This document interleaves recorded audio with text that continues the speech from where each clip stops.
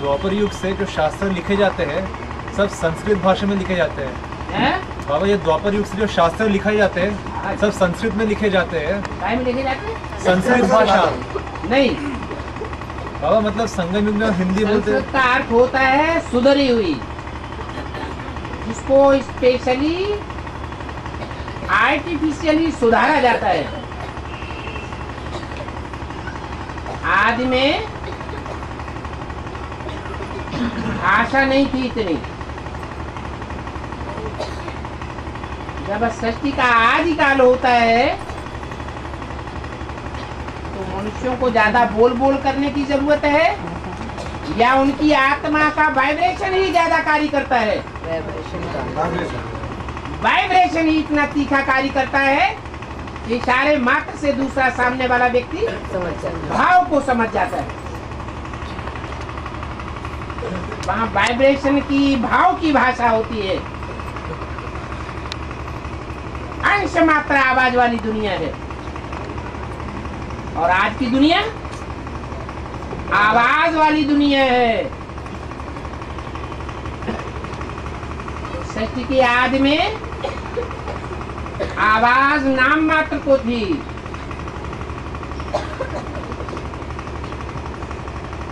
द्वापर के आदि में आवाज की दुनिया शुरू होती है। तो ढेर की ढेर भाषाओं की भी शुरुआत होती है।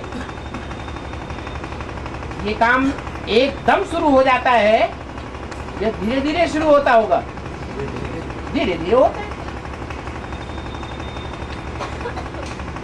पहले बोल बोल की भाषा नहीं थी।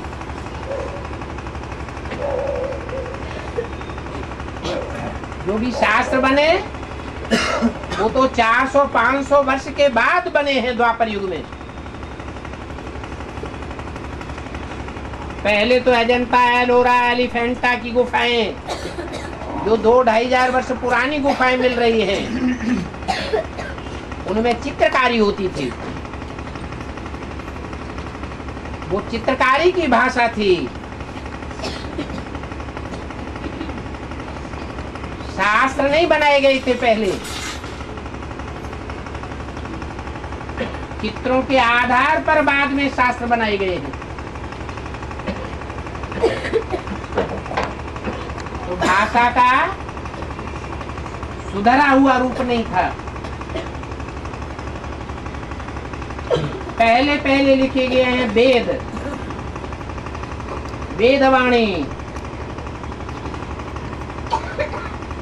उनमें वैदिक भाषा थी। व्याकरण का उतना ज्यादा ध्यान नहीं था। फिर बाद में पाली, प्राकृत आदि दूसरी भाषाएं आई जो संस्कृत से मिलती जुलती थी।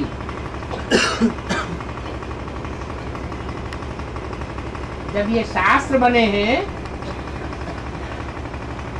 तभी पाणिनि आदि पंडितों ने आकर के उस भाषा को सुधारा है। सुधारवादी भाषा का ही नाम संस्कृत रख दिया गया है। और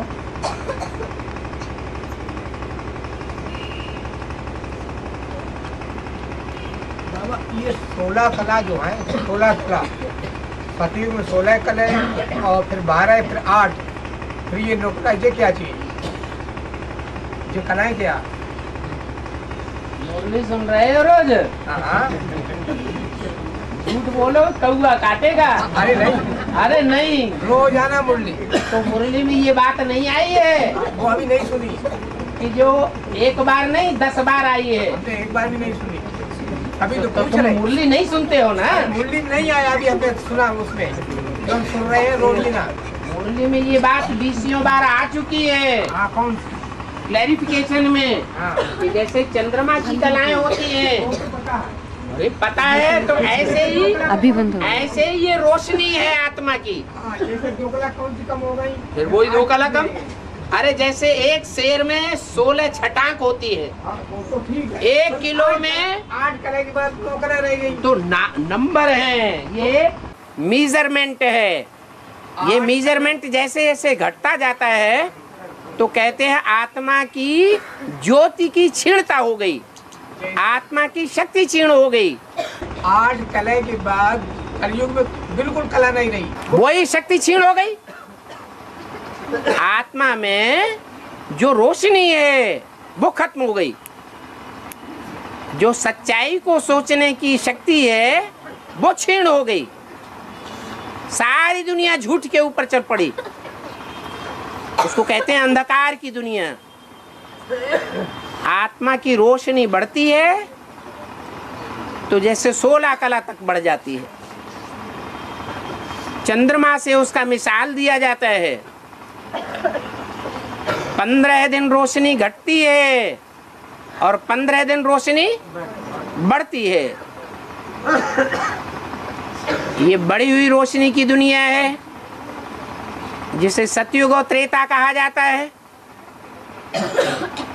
फिर घटती हुई रोशनी और ज्यादा है तीव्र गति से, द्वापर कलयुग कहा जाता है। सतयुग के आदि में है ज्ञान चंद्रमा ब्रह्मा संपूर्ण, और कलयुग के अंत में है कलाहीन। फिर बाप आकर के 1 सेकंड में 16 कला संपूर्ण बनाई देते हैं। ये ज्ञान की रोशनी से आत्मा भरपूर हो जाती है, याद की शक्ति से संपन्न हो जाती है। बाकी कोई अलग अलग कलाएं नहीं है जो ब्रह्मा कुमारियां सिखाती हैं। नृत्य कला, संगीत कला, चित्रकला, ऐसा कुछ नहीं है। और हाँ, चंद्रमा का घटना और बढ़ना महीना भर में होता है, क्या ये चंद्र ग्रहण नहीं कहलाएगा? घटना बढ़ना जो होता है वो अकस्मात नहीं होता है, धीरे धीरे होता है। और चंद्रग्रहण सूर्य ग्रहण जैसे माया बता करके अटैक करती है, अचानक अटैक करती है। ऐसे ही जो 9 ग्रह हैं उनमें जो चैतन्य ग्रह कहे जाते हैं, धरती के चैतन्य सितारे हैं, उनका अचानक अटैक होता है। जैसे कहते हैं राहु की दशा, अभी ब्राह्मणों के ऊपर ऐसे संग का रंग लगाने वाले राहु की दशा बैठती है, तो ज्ञान में अच्छे खासे चलते चलते रफू चक्कर हो जाते हैं।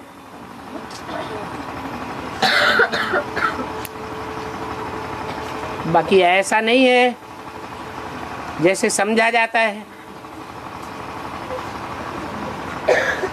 माया अचानक अटैक करती है,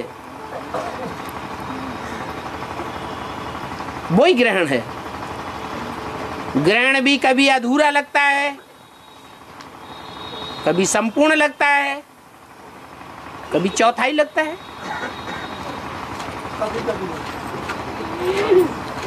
पूर्व जन्मों के हिसाब के आधार पर 63 जन्मों में हमने जैसे जैसे कर्म किए हैं, उन कर्मों के आधार पर हमारे ऊपर आक्रमण होता है। आक्रमण तभी होगा जब हमने कोई के ऊपर आक्रमण किया होगा। ये हमारे कर्मों का हिसाब किताब है जो टाइम टू टाइम हमारी अवस्था को नीचे ऊपर करता है। और दक्ष प्रजापिता यज्ञ से क्या तात्पर्य है? दक्ष प्रजापिता यज्ञ से क्या तात्पर्य है? दक्ष यज्ञ, दक्ष प्रजापिता यज्ञ, दक्ष प्रजापिता, हाँ, यज्ञ किसे कहेंगे? हाँ, क्या तात्पर्य क्या है? दक्ष माने ट्रेंड। क्या? जैसे परिवार होता है या कोई संस्था होती है या कोई भी मैनेजमेंट होता है, तो मैनेजमेंट को चलाने वाला मैनेजर कहा जाता है। जैसे होटल मैनेजमेंट होता है तो उनको ट्रेनिंग दी जाती है या नहीं है? दी जाती है। तो कोई मैनेजर बहुत होशियार होता है, पक्का ट्रेंड हो जाता है, तो उसे कहेंगे दक्ष। दक्ष शब्द से ही बनता है दीक्षित। तो ये ट्रेनिंग की बात है। दुनिया में जैसे ट्रेनिंग होती है ऐसे ही मनुष्य सृष्टि को चलाने की ट्रेनिंग है। कोई मनुष्य सृष्टि में 200 करोड़ मनुष्य मात्र को चलाने का मुखिया कहा जाता है। जैसे क्राइस्ट,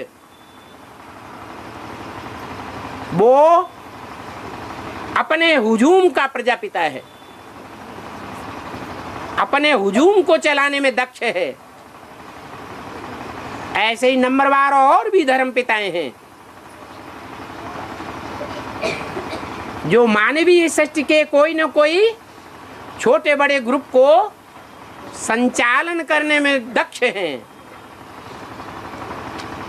परंतु इन सब का कोई बाप है, जो बापों का बाप कहा जाता है।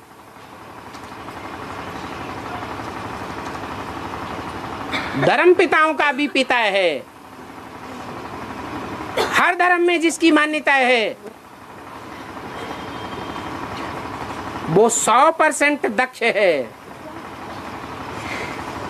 ट्रेंड है। दुनिया की पूरी जनरेशन को संचालन करने में और सहज पूर्वक संचालन करने में और खुशी खुशी संचालित करने में ट्रेंड साबित हो जाता है। उसको कहते हैं विश्व पिता। नहीं तो दुनिया में बड़े बड़े हुए जिन्होंने ये लक़ब लेना चाहा कि हम सारी दुनिया को कंट्रोल करेंगे। अलेक्जेंडर, मुसोलिनी, हिटलर, नेपोलियन, ये सब हिंसक हुए हैं। बाहुबल के आधार पर, हिंसा के आधार पर दुनिया के मनुष्य मात्र को कंट्रोल करने की इच्छा वाले हुए।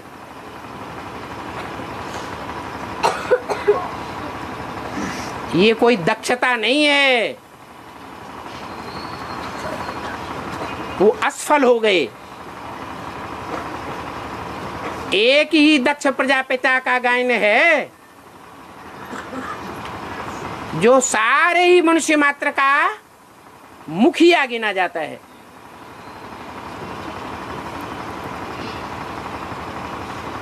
उसे शास्त्रों में दक्ष प्रजापति नाम दिया है।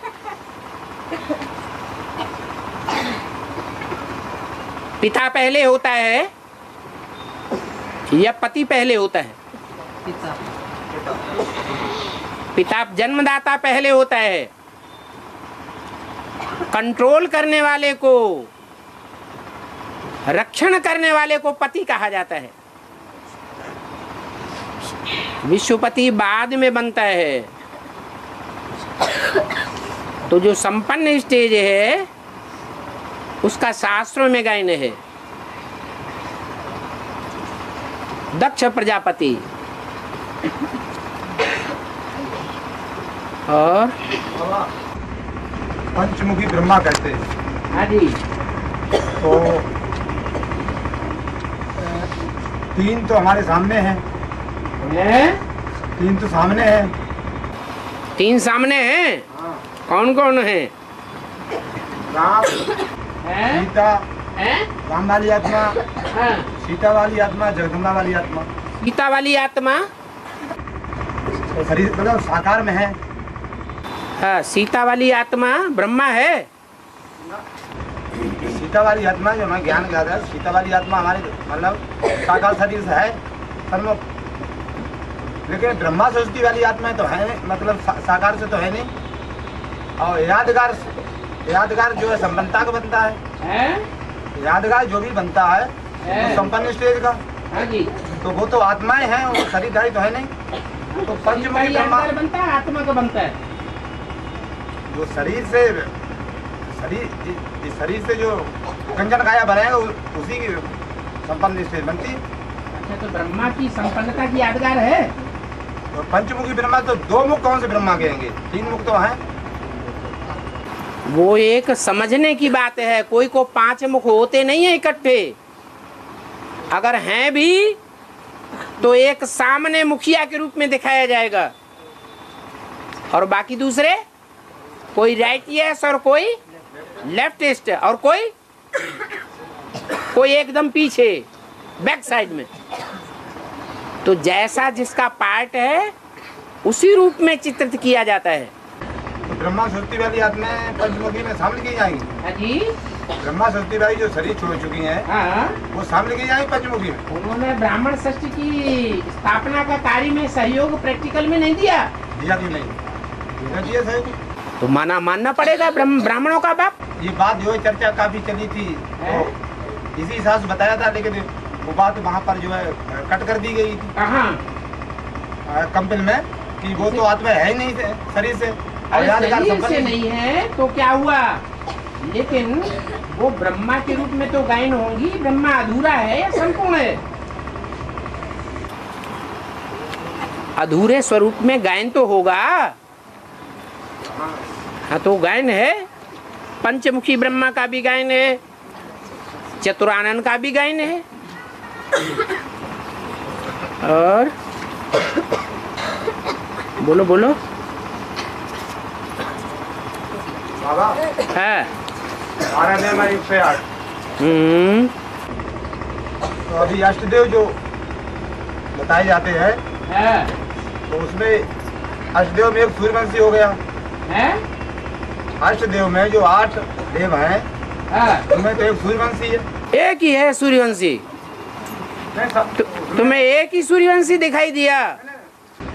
बाबा बताते ये दूसरा जो है योगी है, वो तो सूर्यवंशी पक्का बीज जो है सूर्य का है। दूसरा जो है वो चंद्रवंश, मतलब वो 8 जो है वे अलग अलग उनके हो जाएंगे, फिर से एक इस्लाम वंश निकलेगा।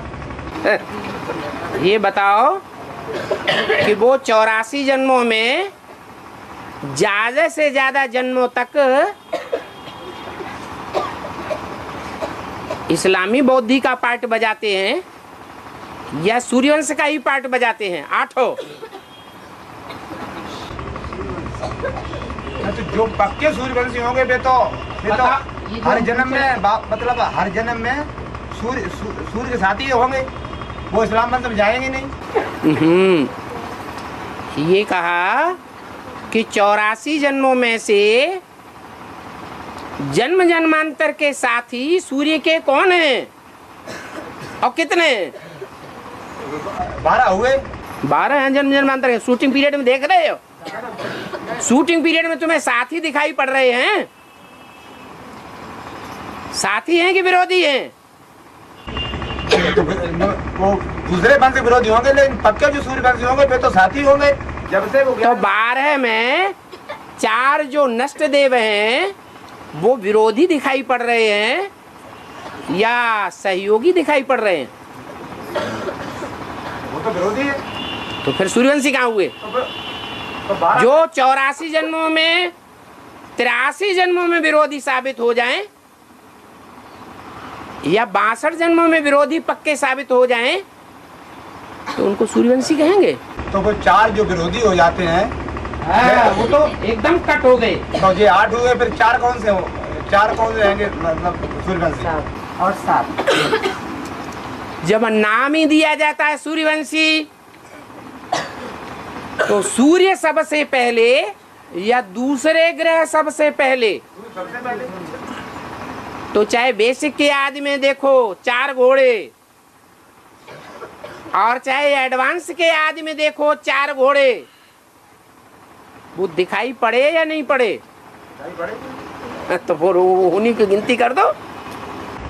तो जैसे बाबा ने मुरली बोला है कि जगन्नाथ के मंदिर में अंडा चढ़ता है, चावल पकते हैं और 4 भाग हो जाते हैं।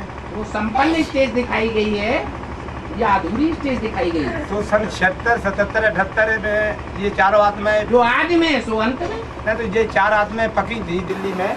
पकी थी, उनको पका हुआ कहेंगे कुछ कि अंडा चढ़ाया गया, तो अंडा चढ़ाया गया, कुछ तो पकी और वो अपने दिशाओं में फैल गई। हाँ, तो जो दिशाओं में फैल गई वो संपन्न स्टेज तो नहीं कहेंगे, लेकिन सूर्यवंशियों के साथी तो नहीं कहेंगे, साथी नहीं कहेंगे, लेकिन हाँ। जो सूर्य जो 4 आएंगे उसमें एक सूर्य है पक्का सूर्यवंशी। अच्छा, तो जो जब चारों दिशाओं में फैले हैं तो हर मतलब चारों घोड़ों ने जो अपनी अपनी सेवा की है, जब दिशाओं में फैले तो उन्होंने जो है सेवा किया। कथा करो पूरी। तो जो सूर्य ने जो सेवा किया है तो पक्के सूर्यवंशी वही तो होंगे। यानी जो सूर्य ने जो जहाँ भी सेवा किया होगा, हाँ, और सूर्य द्वारा जो निकले होंगे जो आत्माएं, हाँ, तो पक्के सूर्यवंशी वही तो कहे जाएंगे। ये कोई बात नहीं होती है। शेर से कोई चीता पैदा हो जाता है, शेर से कोई बगर्रा पैदा हो जाता है, तो भगर्रा पैदा हो, लेकिन शेर तो नहीं पैदा। घोड़े से कोई गधा पैदा, गधे से कोई खच्चर पैदा हो जाता है। तो कैसे हो जाएगा? जैसी धरणी वैसी पैदाइश हो जाती है। धरणी सबकी एक जैसी होती है क्या? सूर्य का जो बीज पड़ा है, सूर्य का बीज तो सारी दुनिया में पड़ता है। ऐसे तो जो है 4.5 लाख सूर्यवंशी हैं जो जीवित रहेंगे। जो 4.5 लाख सूर्यवंशी हैं, लेकिन पक्के और कच्चे सूर्यवंशी की बात हम कर रहे हैं। अब 4.5 लाख में बाद में जाओ, पहले 8 में तो देख लो। 8 ही में तो बता रहे हैं। तो 8 में 8 ऐसे हैं जो आदि से लेकर के अंतिम 83वें जन्म तक भी और अंतिम 84वें जन्म में भी यज्ञ के आदि में सूर्यवंशी ही बन करके रहे। सिर्फ संगम युग में आकर के ये ज्ञान का थोड़ा सा अंतर देखने में आता है। वो अंतर ही माया खींच ले जाती है अंतिम जन्म में। और माया के लिए कहा जाता है माया किसी को छोड़ती नहीं। क्या ज्ञान सूर्य को माया छोड़ देती है? छोड़ देती है? उसको भी नहीं छोड़ती। तो 8 जो है वो आदि से लेकर के अंत तक सूर्य के साथी ही कहेंगे, सूर्यवंशी ही कहेंगे। थोड़ा सा जो अंतर आता है वो ही सृष्टि में गड़बड़ी पैदा करता है। कोई अव्वल नंबर है, कोई 8वें नंबर पर है। बाकी ऐसे नहीं कहेंगे कि 8 में एक ही सूर्यवंशी है, 7 सूर्यवंशी नहीं है। तो सूर्यवंशी है तो सूर्यवंशी, लेकिन वो तो वो चंद्रवंश का बीज हो जाता है, फिर इस्लाम वंश का बीज हो जाता है। अरे वो तो तब हो जाते हैं जब 84वें जन्म की शूटिंग में जाते हैं, या पहले ही हो जाते हैं? पहले क्या हो जाए? हाँ, तो फिर उनकी संपन्नता को देखना है या उनके अधूरेपन को देखना है? संपन्नता को देखेंगे तो संपन्न बनेंगे, उनके भी अधूरेपन को देखेंगे तो नास्तिक धर्म में गिरेंगे।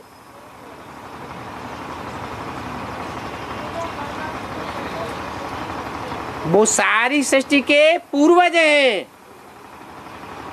जो पूर्वज होता है उसको पूर्वजा जन्म लेने वाले की दृष्टि से देखना चाहिए या बाद वाली दृष्टि से देखना चाहिए? बाप, दादा, परदादा, तरदादा, ज्यादा पावरफुल कौन होगा? ज्यादा मान मर्तबा हमसे लेने योग्य कौन होगा इनमें से? जितना ही पुराना होगा, ओल्ड इज गोल्ड होगा। उस दृष्टि से ही देखना चाहिए। और बाबा जो रूम वर्ष है रूम वर्ष रुंग वर्ष रुंग वर्ष, हाँ, उसमें एक एक वर्ष गैप क्यों भागा गया है? जैसे दुनिया में कोई चीज दुकान पे खरीदने जाते हैं, कोई साहूकार होते हैं, बिजनेसमैन होते हैं, तो जो चीज इकट्ठी खरीदता है उसके बाद में कहते हैं ये और लो, ये रुंग है तुम्हारी। तो ऐसे ही भगवान भी बड़े से बड़ा साहूकार है, बड़े से बड़ा बिजनेसमैन है। हर युग की शूटिंग में एक वर्ष रुंग का भी देता है। ये 4 युगों की शूटिंग है और उसमें गैलअप करने के लिए 1 वर्ष और भी नुदा हुआ है। गैलअप कर जाओ। और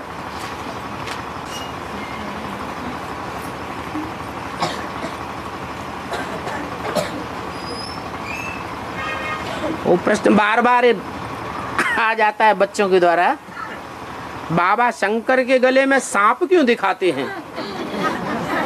कहते ना गले पड़ गया। क्या क्या कहते हैं? गले पड़ गया।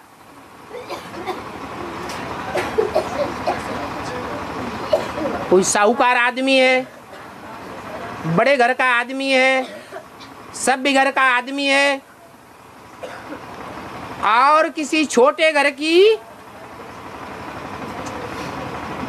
स्वभाव संस्कार से खराब परिवार की कन्या के साथ सगाई हो गई, शादी हो गई। अब वो सारा जीवन रोता है, गले पड़ गई। तो ऐसे ही शिव बाबा भी बोलते हैं, मिले न फूल तो क्या करें। ये रुद्रमाला के जितने भी हैं, लूले लंगड़े काने कुब्जे कोड़ी, कोड़ी भी हैं, उनको अपाहिज कहा जाता है, अष्टावक्र जैसे हैं। अब उनसे दोस्ती कर ली तो दोस्ती निभाना चाहिए या नहीं निभाना चाहिए? दुनिया वाले तो संबंध जोड़ लेते हैं लेकिन तोड़ भी देते हैं, अवसरवादी होते हैं। भगवान तो अवसरवादी नहीं होता है, आदि से लेकर के अंत तक निभाने वाला है,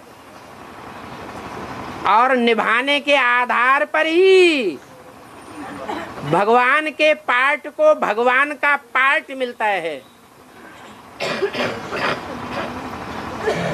नहीं तो नियम क्या है?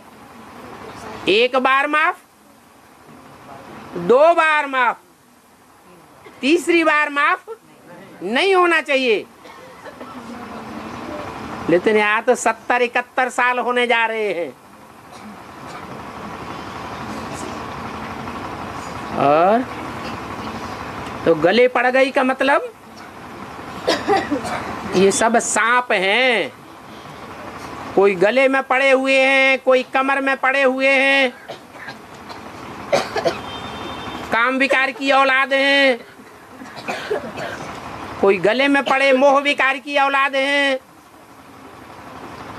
कोई दाई भुजा, कोई बाई भुजा,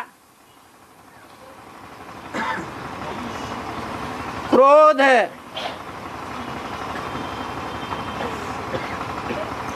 लोभ की औलाद हैं, कोई सर पर भी पर चढ़े हुए,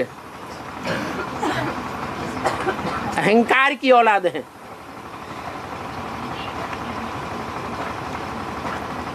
उनको किसी को झटकारते नहीं है क्या? वो फुफकार भी मारते रहते हैं। पार्वती को भी फुफकार मार दें, एक दूसरे को तो फुफकार मारते ही हैं, तो भी उनको त्यागते नहीं हैं। प्रेम जलाते है? प्रेम जलाते। हाँ जी। तो जिसने भी प्रश्न किया हो वो सोचे मैं गले पड़ी हुई हूँ या नहीं हूँ, कि छोड़ के भाग जाने वाली हूँ हमेशा के लिए। और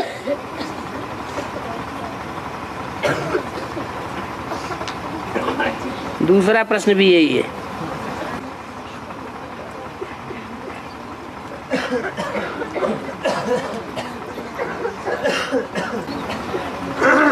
उन्होंने पूछा है ज्ञान को जो वैल्यू देंगे वो जन्म जन्मांतर सुखी रहेंगे क्या? नहीं तो वैल्यू देना माना क्या? ज्ञान को वैल्यू देना माना श्रीमत की कदर करना। बाबा ने जो भी महावाक्य बोले वो सारे ही ज्ञान रतन हैं। उन ज्ञान रत्नों को जीवन में धारण करना माने वैल्यू देना।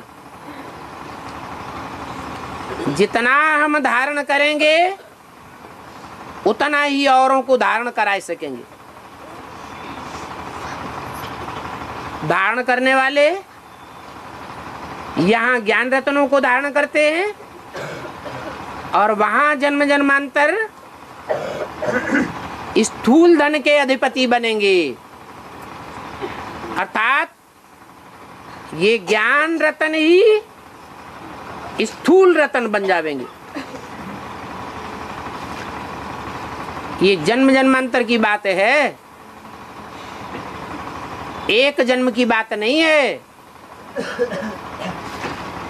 ये बाप का बड़े से बड़ा वर्षा है। बाप है निराकार तो उसका वर्षा भी कैसा है?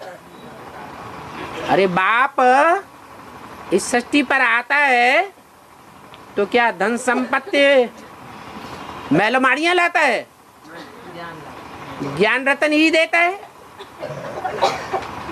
निराकार बाप की ये निराकारी धन संपत्ति है। इसको अपने जीवन में जो जितनी वैल्यू देगा उतना बड़े से बड़ा साहूकार बनेगा और जन्म जन्मांतर बनेगा। एक दो जन्म की बात नहीं है। अथवा तो जैसे यहाँ जब जब जैसी जैसी शूटिंग करेगा वैसी प्राप्ति करेगा।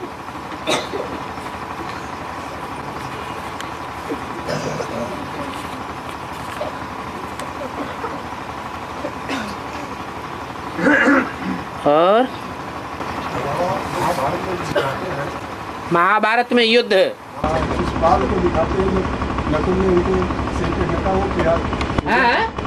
नकुल शिष्य का पूजन किया तो बाल वहाँ उनको ग्लानि करता है। नकुल ने किसको पूजन किया? है? कृष्ण का पूजन किया। हाँ कौन? शिशुपाल भोगता और ग्लानि करता। हाँ कृष्ण का पूजन किसने किया? हाँ तो शिशुपाल ग्लानि करता है।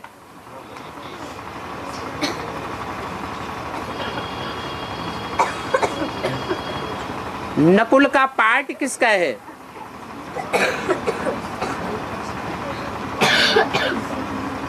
नकुल पार्टधारी कौन है? उनके कोई गुण धर्म है या नहीं है? है? हाँ नकुल वो सन्यास धर्म की भारतीय आत्माएं हैं जब जागेंगे माने भगवान को पहचानेंगे तो भगवान की पूजा करेंगे, मान्यता देंगे या ठुकराएंगे? मान्यता देंगे। मुरली में बोला है ये बड़े बड़े सन्यासी जब निकलेंगे तो तुम बच्चों की विजय हो जाएगी।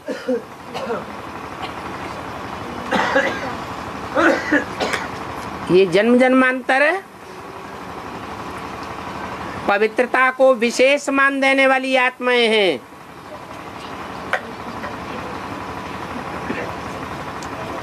वो एवर प्योर बाप के पार्ट को जब पहचानती हैं तो जो जन्म जन्मांतर के एवर इम्प्योर हैं उनको अच्छा नहीं लगता है।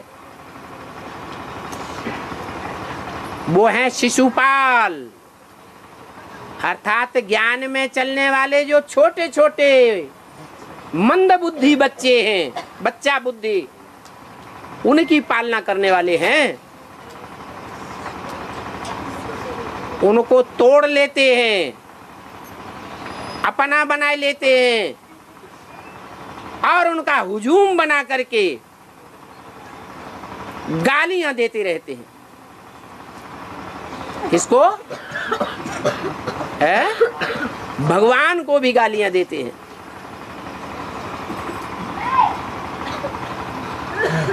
अभी दे रहे हैं प्रैक्टिकल में।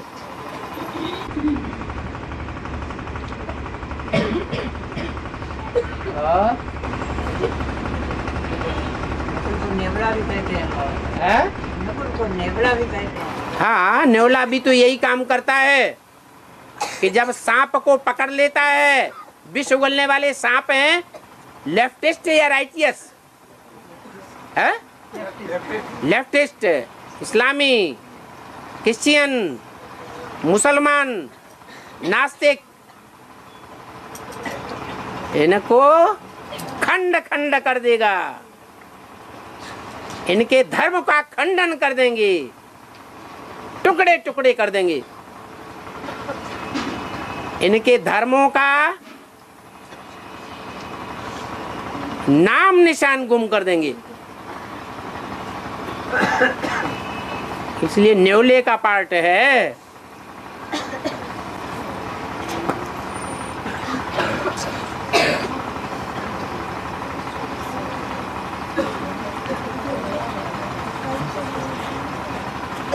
बाबा सत्यम शिवम सुंदरम निराकार का गायन है या साकार का गायन है? ये सत्यम शिवम सुंदरम ये गुणों की गिनती में है या अवगुणों की गिनती में है? गुणों की गिनती होती है।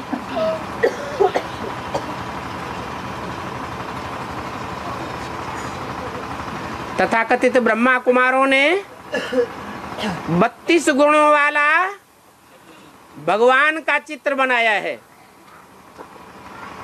कौन सा? वो निराकार का चित्र है या साकार का है? जो गुण हैं वो निराकार के गुण होते हैं या साकारी सृष्टि में जब साकार बनता है तब गुण प्रत्यक्ष होते हैं? ऐसे ही ये भी 3 गुण जो भगवान के विशेष गुण हैं। सत्यम, सत्य ही शिव है, गॉड इज ट्रुथ।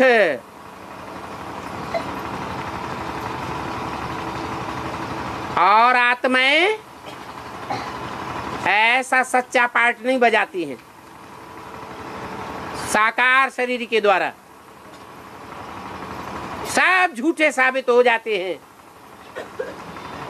दुनिया में एक ही सदगुरु साबित होता है और बाकी गुरु झूठे साबित हो जाते हैं। ये सभी साबुती करने में सिख धर्म बड़ा सहयोगी बनता है। इसलिए एक ही सिख धर्म में ये गायन चलता है, क्या? एक सदगुरु निराकार और बाकी गुरु। एक सदगुरु निराकार सच्चा और बाकी सब गुरु हो गए झूठे। शिवम कल्याणकारी। कैसा कल्याणकारी? जो बोलेगा और जिसके लिए भी बोलेगा और जिस समय में भी बोलेगा, वो बात अंत में जाकर के कल्याणकारी ही साबित होगी। वो कल्याणकारी साबित नहीं हो सकता।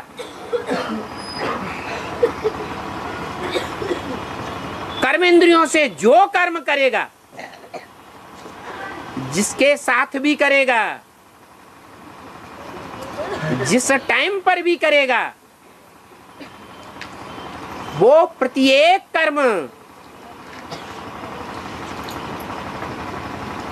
कल्याणकारी साबित होगा, अकल्याणकारी साबित नहीं हो सकता। बल ये बात अंत में जाकर के साबित होगी। और जो सत्य है, जो कल्याणकारी है, वो ही सुंदर है। देखने का सुंदर वो इन आंखों की बात होती है।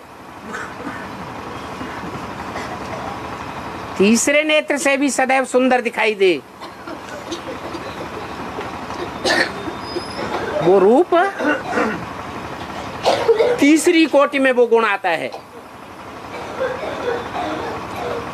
माना लास्ट में भगवान की ऐसी अव्यक्त निराकारी स्टेज देखने में आवेगी सारी दुनिया को, कि इतना सुंदर धर्मपिता दुनिया में कोई भी नहीं हुआ। न क्राइस्ट आकर्षण करने वाला,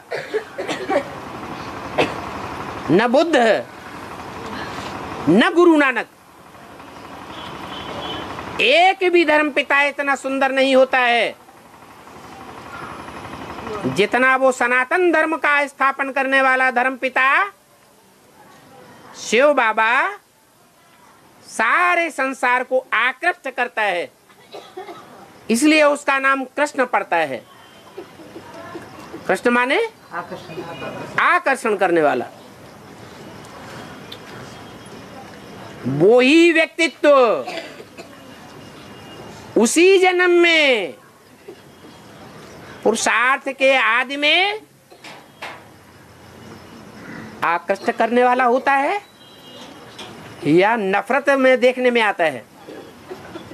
दुनिया वाले उसको ठुकराते हैं या गले लगाते हैं, ठुकराते हैं। दुनिया वालों की बात छोड़ दो, ब्राह्मणों की दुनिया वाले भी क्या करते हैं? ठुकराते हैं। इसलिए मुरली में बोला एक ही स्वरूप है, जो अति का काला, अति का श्याम और अति का सुंदर साबित होता है। नाम क्या है? श्याम सुंदर। वो तथाकथित ब्रह्मा कुमार कुमारी तो कहते हैं दादा लेखराज ब्रह्मा इस जन्म में श्याम थे, अगले जन्म में सुंदर बनेंगे। अरे ये श्याम सुंदर एक व्यक्तित्व का नाम है या दो पर्सनालिटीज का नाम है? एक पर्सनालिटी का नाम है।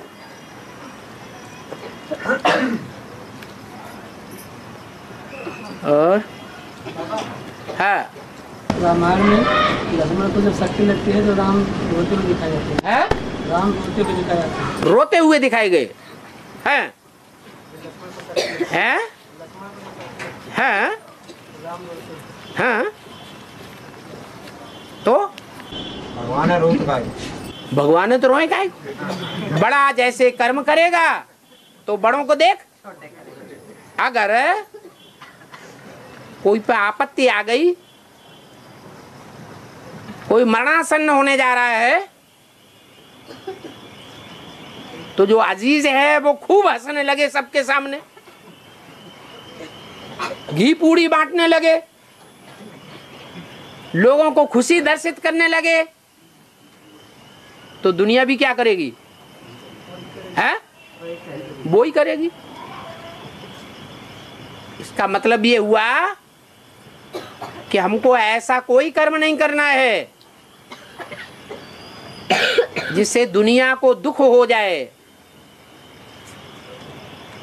दूसरों के सुख में सुखी होना चाहिए और दूसरों के दुख में दुखी भी होना चाहिए, भले दिखावे के लिए।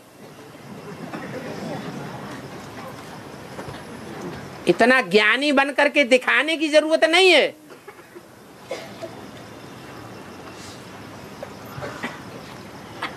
कितना ज्ञानी जो मुरली में बाबा बोलते हैं मम्मी मरे तो हलवा खा। हलवा खाने का मतलब कि वास्तव में तुम सबके सामने हलवा बनाओ और हलवा खाओ और हलवा बांटो, लाश पड़ी हुई है सामने।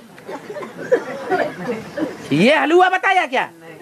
बेहद का बाप बेहद के बच्चों के सामने बेहद की बातें करते हैं। आत्मिक स्थिति की ऐसी शक्तिशाली स्टेज हो जैसे हलवा में शक्ति होती है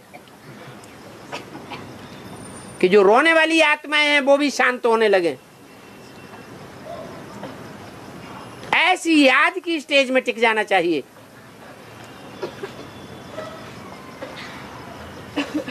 नहीं तो रोने वालों के माहौल में जो सदा हंसने वाला होता है उसको भी आंसू आने लगते हैं।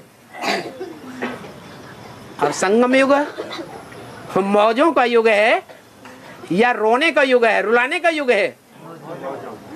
और हम हलवा खाएंगे तो दूसरों को दुख होगा है। और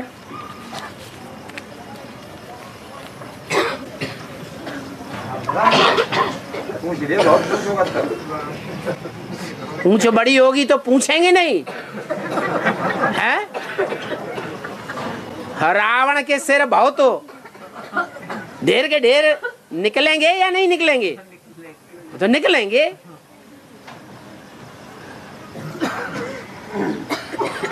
श्रीमत के बरखिलाफ कर्म होंगे तो प्रश्न चित्त बनेंगे या प्रसन्न चित्त बनेंगे? प्रश्न चित्त बनेंगे। नहीं तो मुरली से, रोज की मुरली से हर समस्या का समाधान हो जाता है। जो अनुभव करने वाले हैं वो अनुभव करते हैं। बाप से तो पूछने की भी दरकार नहीं। बाप मांगने से आकर के देते हैं या खुद ही देते हैं? खुद ही देते हैं। और हाँ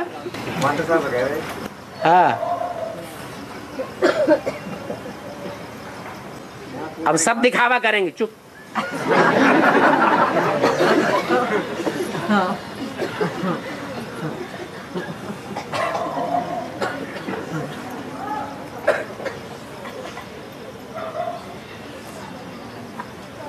हाँ जी बाबा।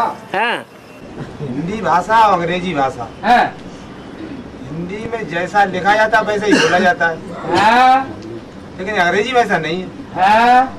ये इसका क्या मतलब? ऐसा क्यों? ये हिंदुस्तानियों की पहचान है। क्या? जैसा बोलते हैं वैसा ही करते हैं। क्या? और देशवासी जैसा बोलते हैं वैसा करते नहीं हैं। इसलिए यहाँ की भाषा भी ऐसी है। ये यादगार है।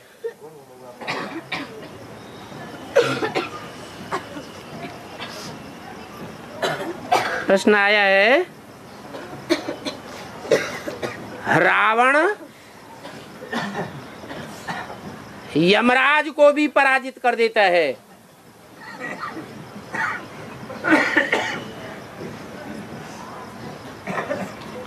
ऐसा शास्त्रों में दिखाया है।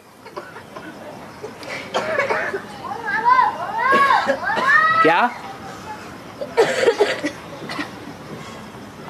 यमराज कौन है?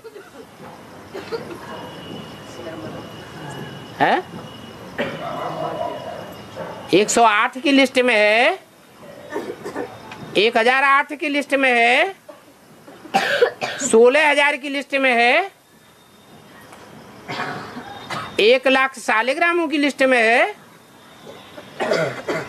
33 करोड़ देवताओं की लिस्ट में है। अरे वो कौन सी लिस्ट में है? अरे हैं? 8 बता रहे बताए रहे तो झूठ बताए रहे, सच बताए रहे हैं? 108 की लिस्ट में है। इधर बता रहे 108 की में, 100 की लिस्ट में है।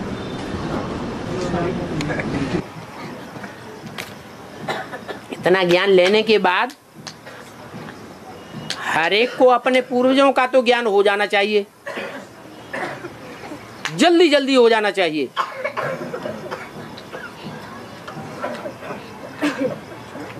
अष्ट देवताओं की लिस्ट में धर्मराज भी आ जाता है। क्या? कौन? धर्मराज। ब्राह्मणों की दुनिया में धर्मराज कौन है? जिंदा है? मूर्ति बनेगी? भारत में तो अष्टदेवों की मूर्तियां बनती हैं, मंदिर भी बनते हैं, और दक्षिण भारत में उनकी पूजा भी होती है, पूजन भी होता है। पूजन का आधार क्या है? प्योरिटी ऐसी धारण की है।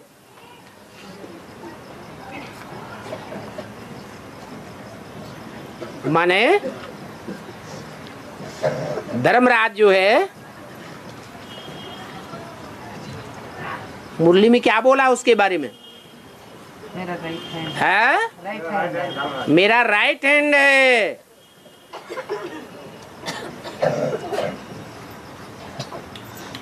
क्या?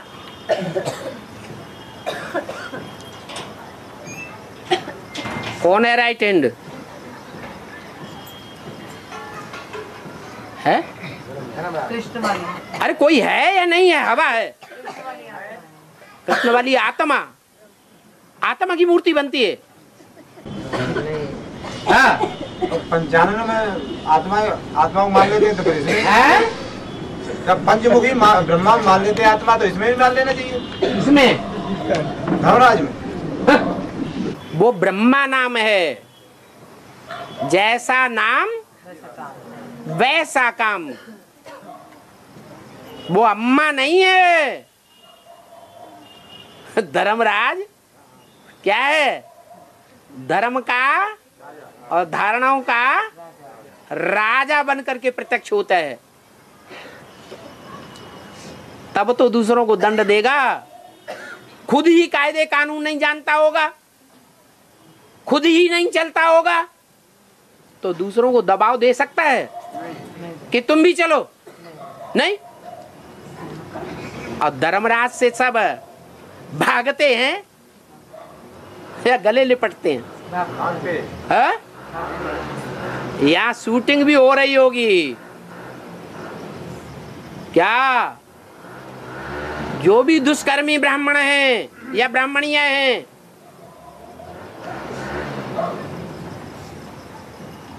वो नाम से ही दूर भागेंगे, बुराइयां करेंगे। धर्मराज की अच्छाइयां उनको देखने में नहीं आवेंगी।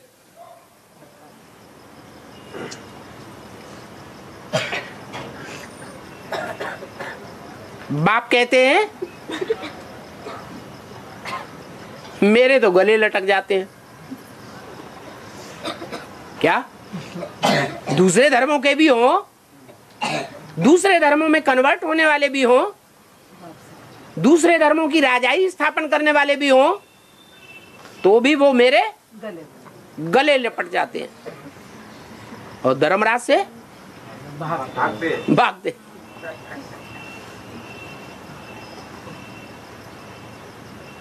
तो यहां ये प्रैक्टिकल में अनुभव किया जा सकता है।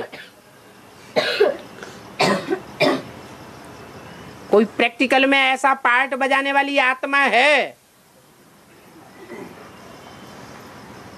8 मणकों के अंदर ही है।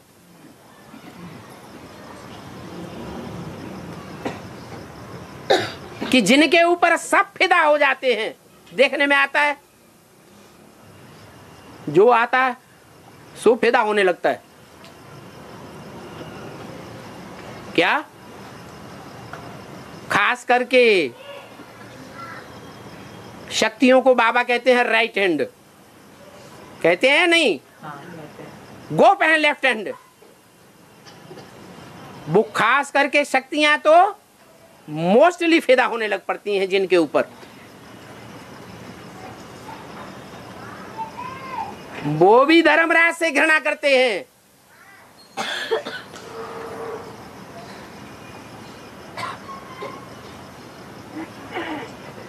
और भगवान उसको राइट हैंड बनाता है।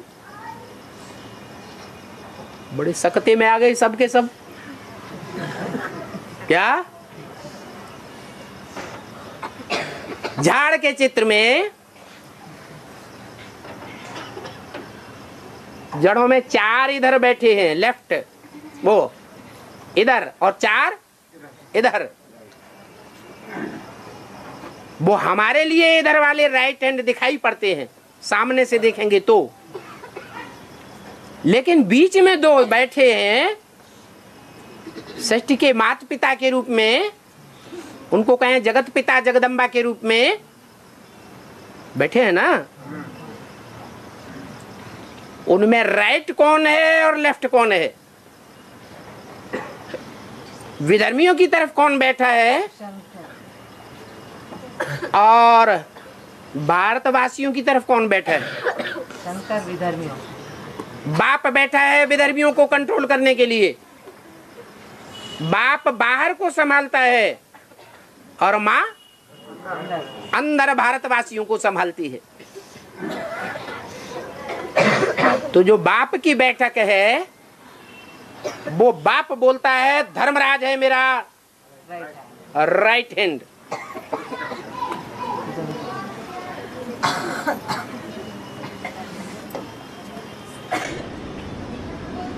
बाबा उन्होंने तो माँ बाप को तो गायब भी कर दिया। उसमें तो नए चित्रों में तो 3 बैठे हुए दिखाते साइड में इधर उधर में। नए जो चित्र बनाए आप प्रसंगांतर क्यों कर रहे हैं?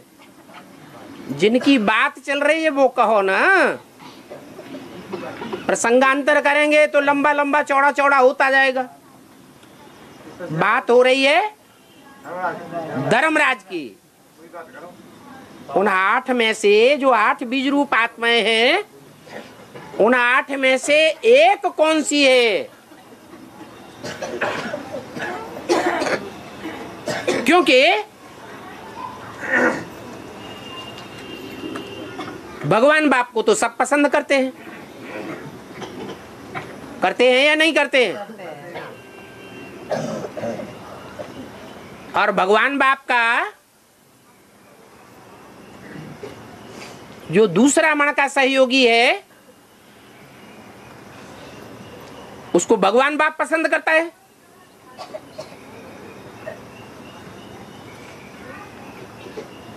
और इतना पसंद करता है, इतनी मान्यता देता है जितनी 3 देवियों को 3 देवताओं ने भी मान्यता नहीं दी। क्या?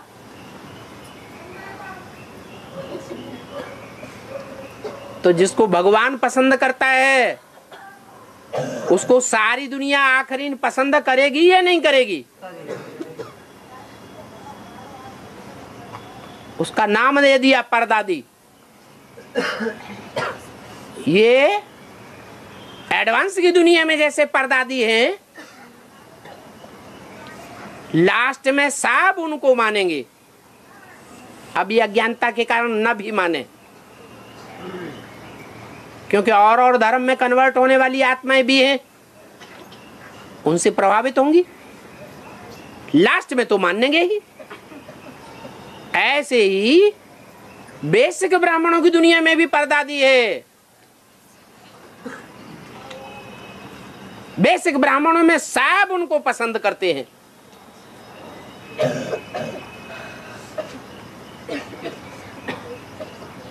कौन है? हैं? जोर से बोलो। निर्मल शांता दादी।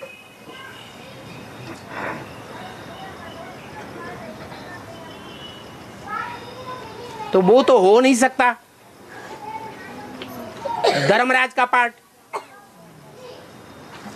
फिर सूर्यवंश का हेड भगवान स्वयं।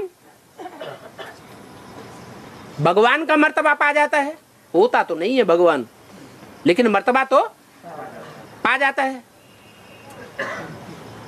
और चंद्रवंश में जो शांत चित्त की प्योरिटी है, वो परदादी पाई लेती है रुद्रमाला में। फिर आगे नंबर किसका आता है?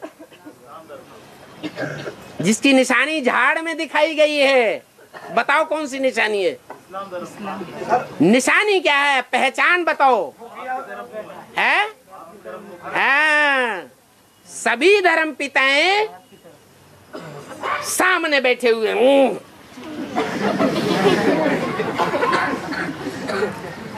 अपने ही अहंकार में बैठे हुए हैं। और एक ही धर्म पिता है जो भारत की ओर मुंह करके बैठा हुआ है, अंदर से भी सन्मुख। और आखिरी जब पाठ प्रत्यक्ष होगा तो सारी दुनिया को पता चलेगा कि अंदर बाहर दोनों से सन्मुख होकर के रहता है। ऐसे सन्मुख रहने वाली आत्मा को ही बाप राइट हैंड बनाता है धर्मराज।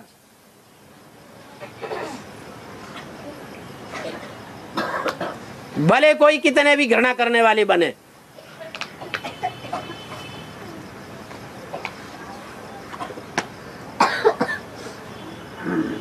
तो प्रैक्टिकल हैंड है धर्मराज कृष्ण वाली आत्मा का अष्टदेवों में। वो बीज रूप आत्मा है। मिलिट्री कौन से धर्म की बहुत खूंखार और कायदे कानून पर सख्त चलने वाली होती है? इस्लाम। इस्लाम उनकी कुरान में जो नीति नियम कानून है वो मिलिट्री शासन के नीति नियम कानून है। कड़क हो करके धर्म के सिद्धांतों पर चलना पड़ता है। करो या मरो।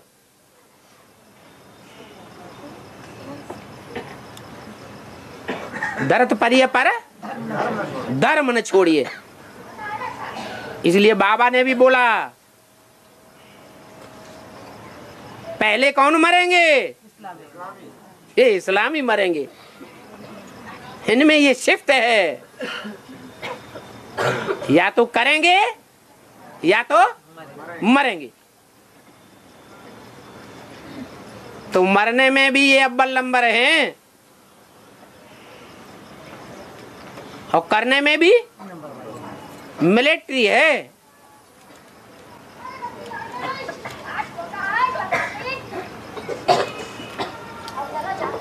लेकिन वो अष्ट देवताओं में से एक है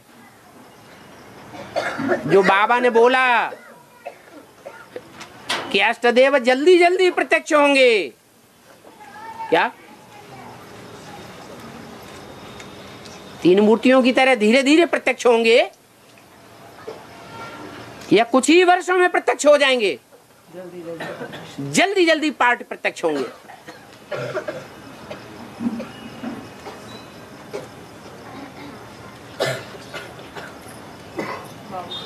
सवाल किसका था? अरे सवाल किसने किया था? है? हाँ, यमराज पर्चे ने सवाल किया था, बताएगा नहीं।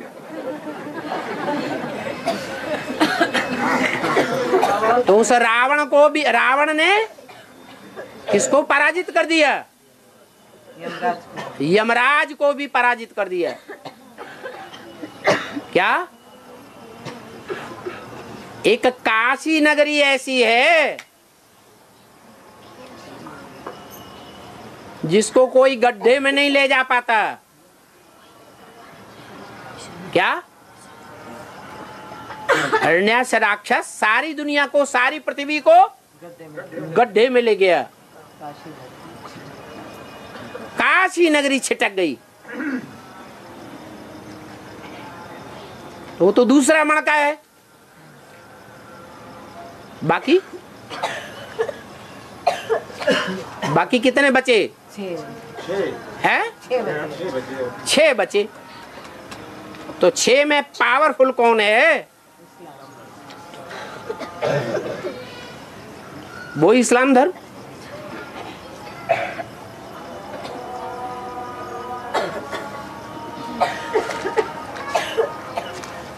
हाँ, और इतना पावरफुल नहीं है जो रावण उसको जीत न सके। रावण भी उसको अंतिम जन्म की जब बात आती है, लास्ट माया का प्रकोप होता है, आखिरी पेपर होता है, फाइनल, तो उस मणके को माया रावण क्या कर देता है?